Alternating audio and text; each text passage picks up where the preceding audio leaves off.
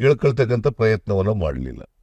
So ಹಾಗಾಗಿ ಅಲ್ಲ ಒಂದು ಸರ್ ಅವ್ರದೇ ಗೌರ್ಮೆಂಟ್ ಇತ್ತಲ್ಲ, ಎಲ್ಲ ಹೋಗಿ ಎಂ ಪಿಗಳು ಅಟ್ಲೀಸ್ಟ್ ಆಸ್ ಪಾರ್ಲಿಮೆಂಟರಿ ಬೇಡ ಪ್ರೈಮ್ ಮಿನಿಸ್ಟರ್ ಹೋಗಿ ನಮ್ಮ ಸರ್ಕಾರ ಇದೆ ದುಡ್ಡು ಕೊಡಿ ಅಂತ ಅವ್ರ ಸರ್ಕಾರಕ್ಕೆ ದುಡ್ಡು ಕೊಡ್ಸಿಲ್ವಲ್ಲ ಇವರು. ಈಗ ಇಷ್ಟೆಲ್ಲ ಆಯ್ತಲ್ಲ, ಮಹದಾಯಿ ಯೋಜನೆಯಲ್ಲಿ ನೋಟಿಫಿಕೇಶನ್ ಎಲ್ಲ ಆಗಿದೆ. ಟ್ರಿಬ್ಯುನಲ್ ಅವರು ಕೂಡ ವರದಿ ಕೊಟ್ಟಿದ್ದಾರೆ, ಸುಪ್ರೀಂ ಕೋರ್ಟಲ್ಲೂ ಕೂಡ ಸ್ಟೇ ಕೊಟ್ಟಿಲ್ಲ. ಎನ್ವೈರ್ಮೆಂಟ್ ಕ್ಲಿಯರೆನ್ಸ್ ಮಾಡಬೇಕು. ಅದು ಕೇಂದ್ರ ಸರ್ಕಾರ ಮನಸ್ಸು ಮಾಡಿದ್ರೆ ಒಂದು ದಿನದಲ್ಲಿ ಆಗ್ತಕ್ಕಂಥ ಕೆಲಸ. ಮೇಕೆದಾಟು ಇದೆಯಲ್ಲ, ಇವತ್ತು ಕುಡಿಯ ನೀರಿನ ಯೋಜನೆ, ಅದು ಬ್ಯಾಲೆನ್ಸಿಂಗ್ ರಿಸರ್ವಾಯರ್. ಅದರಿಂದ ತಮಿಳುನಾಡಿಗೇನು ಲಾಸ್ ಇಲ್ಲ, ಏನು ತೊಂದರೆ ಆಗೋದಿಲ್ಲ. ನಮ್ಮ ಪ್ರದೇಶದಲ್ಲಿ ಕರ್ನಾಟಕದ ಒಳಗಡೆ ಕಟ್ತಾ ಇರ್ತಕ್ಕಂಥ ಡ್ಯಾಮ್ ಅದು. ಅವ್ರಿಗೇನು ಟ್ರಿಬ್ಯುನಲ್ ಏನು ಹೇಳಿದೆ, 177.25 TMC ಆಫ್ ವಾಟರ್ ನಾರ್ಮಲ್ ಇಯರಲ್ಲಿ ನೀರು ಬಿಡಬೇಕು. ಅದು ಬಿಟ್ಟ ಮೇಲೆ ಇನ್ನೇನಿದೆ ಅವ್ರಿಗೆ? ನಾರ್ಮಲ್ ಇಯರ್ನಲ್ಲಿ 177.25 TMC ನೀರು ಬಿಟ್ಬಿಟ್ಟ ಮೇಲೆ ಅಷ್ಟು ಮಾತ್ರ ಕೇಳಲಿಕ್ಕೆ ಅವ್ರಿಗೆ ಹಕ್ಕಿರ್ತಕ್ಕಂಥದ್ದು. ನೀವು ಬ್ಯಾಲೆನ್ಸಿಂಗ್ ರಿಸರ್ವಾಯರ್ನೇ ಕಟ್ಬೇಡಿ ಅಂತ ಹೇಳೋದಿದೆಯಲ್ಲ, ಅದು ಕೇಂದ್ರ ಸರ್ಕಾರ ಅವ್ರ ಮಾತು ಕೇಳ್ಕೊಂಡು ಈಗ DMK ಅವ್ರಿಗೆ ವಿರುದ್ಧ ಇದ್ದರೂ ಕೂಡ ನನಗೆ ಭಾಳ ಆಶ್ಚರ್ಯ ಆಗೋದು ಅಂತಂದರೆ, ಒಂದು ಸಾರಿ ನಾನು ರೈತರದ್ದು ಮತ್ತು ಎಲ್ಲ ವಿರೋಧ ಪಕ್ಷದವ್ರದ್ದು ಎಲ್ಲ ಡೆಲಿಗೇಷನ್ ತಗೊಂಡೋಗಿದೆ ಪ್ರೈಮ್ ಮಿನಿಸ್ಟ್ರಿಗೆ, ಮಹದಾಯಿ ಯೋಜನೆ ಬಗ್ಗೆ ಮತ್ತು ಅಪ್ಪರ್ ಕೃಷ್ಣ ಇದ್ರ ಬಗ್ಗೆ ಎಲ್ಲ ತಗೊಂಡೋಗಿದ್ದೆ. ಆಗ ನರೇಂದ್ರ ಮೋದಿಯವರು ಬೀಗೆ prime minister of the country ಏನು ಹೇಳ್ತಾರೆ ಅಂತಂದರೆ, ನೀವು ಪ್ರಯತ್ನ ಮಾಡಿ ಅಲ್ಲಿಯವರೆಗೆ ಮಹಾರಾಷ್ಟ್ರದ ಆಮೇಲೆ ಗೋವಾದಲ್ಲಿರ್ತಕ್ಕಂಥ ಕಾಂಗ್ರೆಸ್ನವ್ರನ್ನ ಒಪ್ಪಿಸ್ಕೊಳ್ಳಿ, ಆಮೇಲೆ ನಾನು ಮಾತಾಡೋಣ ಅಂತ ಹೇಳ್ತಾರೆ. ಒಬ್ಬ ಪ್ರೈಮ್ ಮಿನಿಸ್ಟರ್ ಆಗಿ ಇಷ್ಟೊಂದು ಬೇಜವಾಬ್ದಾರಿಯಿಂದ ಹೇಳ್ತಕ್ಕಂಥ ಮಾತುಗಳಿವು. ಈ ಸಮಸ್ಯೆ ಬಗೆಹರಿಬಾರ್ದು, ಇದು ಜೀವಂತವಾಗಿ ಇರಬೇಕು ಅನ್ನೋದ್ರಲ್ಲಿ ನಂಬಿಕೆ ಇಟ್ಕೊಂಡಿದ್ದಾರೆ. ಜೀವಂತವಾಗಿದ್ದರೆ ರಾಜಕೀಯ ಮಾಡಲಿಕ್ಕೆ ಅನುಕೂಲ ಅನ್ನೋ ಕಾರಣಕ್ಕೋಸ್ಕರ ಇದನ್ನು ಜೀವಂತವಾಗಿ ಇಡ್ತಕ್ಕಂಥ ಪ್ರಯತ್ನ ಮಾಡಿ. ಕುಮಾರಸ್ವಾಮಿಗೆ ಯಾವ ಬದ್ಧತೆಯೂ ಇಲ್ಲ. ನಿಜ ಹೇಳಬೇಕು ಅಂತಂದರೆ, ಅವರು 2 ಸಾರಿ ಚೀಫ್ ಮಿನಿಸ್ಟರ್ ಆಗಿದ್ರಲ್ಲ, 2 ಸಾರಿ, ಒಂದು ಸಾರಿ BJP ಸಪೋರ್ಟ್ನಿಂದ ಚೀಫ್ ಮಿನಿಸ್ಟರ್ ಆಗಿದ್ದರು, ಒಂದು ಸಾರಿ ಕಾಂಗ್ರೆಸ್ ಸಪೋರ್ಟ್ನಿಂದ ಚೀಫ್ ಮಿನಿಸ್ಟರ್ ಆಗಿದ್ದರು. ಅವ್ರು ಪ್ರಧಾನಮಂತ್ರಿ ಆಗಿರೋದು ಕೂಡ ಕಾಂಗ್ರೆಸ್ನಿಂದ ಪ್ರಧಾನಮಂತ್ರಿ ಆಗಿದ್ದರು ದೇವೇಗೌಡರು. ಉಪಕಾರ ಸ್ಮರಣೆ ಇಲ್ಲ, ಸ್ವಲ್ಪ ಆದರೂ ಕೂಡ ಉಪಕಾರ ಸ್ಮರಣೆ ಇರಬೇಕಲ್ಲ. ಹೆಣ್ಮಕ್ಳು ಉಪಕಾರ ಸ್ಮರಣೆ ಇಲ್ಲ ಅವ್ರಿಗೆ. ಹೆಣ್ಮಕ್ಳಿಗೆ ಯಾರು ಮಾತಾಡ್ತಾರೆ? ಸುಸಂಸ್ಕೃತ ಯಾರು ಕೂಡ ಈ ಥರ ಮಾತಾಡೋದಿಲ್ಲ. ದಾರಿ ತಪ್ಪಿಟ್ಟವರ ಹೆಣ್ಮಕ್ಳು ಅಂತಂದ್ರೆ ಏನರ್ಥ ಏನು? ಅದಕ್ಕೆ ಈ ಸಾರಿ ಹೆಣ್ಮಕ್ಳು ಪಾಠ ಕಲಿಸ್ತಾರೆ ಅವ್ರಿಗೆ. ರಾಹುಲ್ ಗಾಂಧಿ ಅವರು ಕರ್ನಾಟಕದ ಗ್ಯಾರಂಟಿ ಏನು ಕೊಟ್ಟಿದ್ದಾರೆ, ಬಹಳ ನಮಗೆ ಖುಷಿ ತಂದಿದೆ.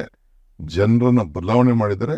ಇದನ್ನ ನೋಡಿ ನಾನು ಖರ್ಗೆ ಅವರಿಬ್ರು ಸೇರಿ ಸೆಂಟ್ರಲ್ ಗೌರ್ಮೆಂಟ್ ಗ್ಯಾರಂಟಿ ಮಾಡ್ತಾ ಇದೀವಿ ಅಂತ, ಈ 2,000 ಜೊತೆಗೆ ಇನ್ನು 8,000 ಒಟ್ಟು ತಿಂಗಳಿಗೆ, ಒಂದು ವರ್ಷಕ್ಕೆ 1 ಲಕ್ಷ ಕೊಡ್ತೀನಿ ಅಂತ ಅದನ್ನ ಬಹಳ ಚೆನ್ನಾಗಿ ಮಾತಾಡೋದು.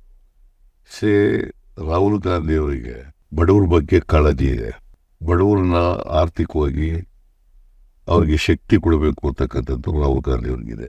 ಅದು ಯಾರಿಗೆ ಕಮಿಟ್ಮೆಂಟ್ ಇರ್ತದೆ, ಯಾರಿಗೆ ಈ ದೇಶದ ಸಮಸ್ಯೆಗಳ ಬಗ್ಗೆ ಕ್ಲಾರಿಟಿ ಇರ್ತದೆ, ಅವ್ರು ಮಾತ್ರ ಈ ಥರದ ಪರಿಹಾರ ಕೊಡಲಿಕ್ಕೆ ಪ್ರಯತ್ನ ಮಾಡ್ತಾರೆ.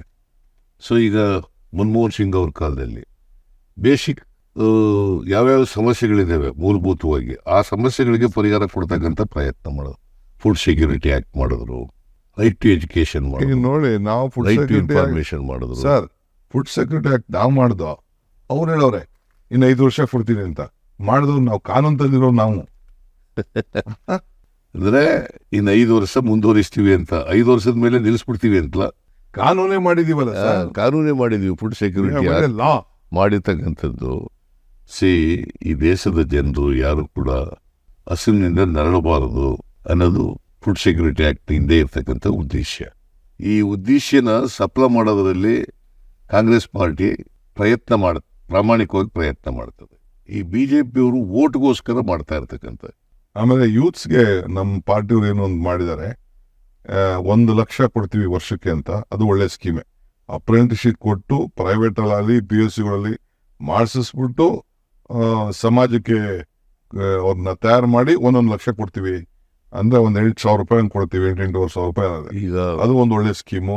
ಆಮೇಲೆ ಹೆಲ್ತ್ದು ಸರ್ 25 ಲಕ್ಷದವರೆಗೂ ಹೆಲ್ತ್ ಇನ್ಶೂರೆನ್ಸ್ ಕವರ್ ಆಗಂಗೆ ಬಹುಶಃ ಯಾರಿಗೂ ಕೂಡ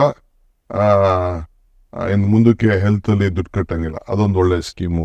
ರೈತರಿಗೆ ಮಿನಿಮಮ್ ಸಪೋರ್ಟ್ ಪ್ರೈಸ್ ಇದೆಯಲ್ಲ, ಅದನ್ನ ಸ್ವಾಮಿನಾಥನ್ ವರದಿ ಶಿಫಾರಸ್ ಮಾಡಿದ್ದಾರೆ. ಆ ಶಿಫಾರಸನ್ನ ಒಪ್ಪಿಕೊಂಡು ಅದರ ಪ್ರಕಾರ ಮಾಡೋದ್ರಿಂದ ರೈತರಿಗೆ ಎಷ್ಟು ಖರ್ಚಾಗಿರ್ತದೆ, ಉತ್ಪಾದನಾ ವೆಚ್ಚ ಎಷ್ಟಿರ್ತದೆ, ಅದ್ರ ಮೇಲೆ 50% ಕೊಡೋದ್ರಿಂದ ರೈತರು ಬಹಳ ಖುಷಿ ಆಗ್ತಾರೆ. ರೈತರಿಗೆ ನಷ್ಟ ಆಗೋದಿಲ್ಲ. ಅವ್ರು ಆದಾಯ ಡಬಲ್ ಮಾಡ್ತೀನಿ ಅಂತ ಹೇಳಿದ್ರು, ಅದ್ಯಾಕೆ ಅದಕ್ಕೆ ಕೈ ಹಾಕಲಿಲ್ಲ ನನಗೆ ಅರ್ಥ ಆಗ್ತಿಲ್ಲ. ಇಲ್ಲ ಪ್ರಯತ್ನನೇ ಮಾಡಲಿಲ್ಲ ಅವರು. ಇವತ್ತು ನೋಡಿ ರೈತರ ಉತ್ತರ ಕರ್ನಾಟಕದ ಉತ್ತರ ಭಾರತದಲ್ಲಿ ಗಲಾಟೆ ಮಾಡ್ತಾರೆ. ಇವತ್ತಿನವರಿಗೆ ಅದನ್ನು ಪ್ರಯತ್ನನೇ ಮಾಡಿಲ್ಲ ಅವರು. BJP ಸರ್ಕಾರ ರೈತರ ಆದಾಯ ದುಪ್ಪಟ್ಟು ಮಾಡ್ತೀವಿ ಅಂತ ಹೇಳಿದ್ರಲ್ಲ, ಅದ್ರ ಬಗ್ಗೆ ಪ್ರಯತ್ನನೇ ನಡೆದಿಲ್ಲ. ಆಮೇಲೆ ಇನ್ನೊಂದು ಒಳ್ಳೆ ಕೆಲಸ ಸೇರಿದೆ, 400 ರೂಪಾಯಿಗೆ ಮನ್ರೇಗಾ ಮಾಡೋದು ಪ್ಲಸ್ ಅರ್ಬನ್ಗೂ ಮಾಡ್ತೀವಿ ಅಂತ ಹೇಳಿದ್ದಾರೆ. ಯಾಕೆಂದ್ರೆ ನಮ್ಮ ಕೆಲವು ಪಂಚಾಯತಿಗಳಿಗೆ ಬಹಳ ಅವಶ್ಯಕತೆ ಇದೆ, ಅರ್ಬನ್ಗೂ ಮಾಡಬೇಕು.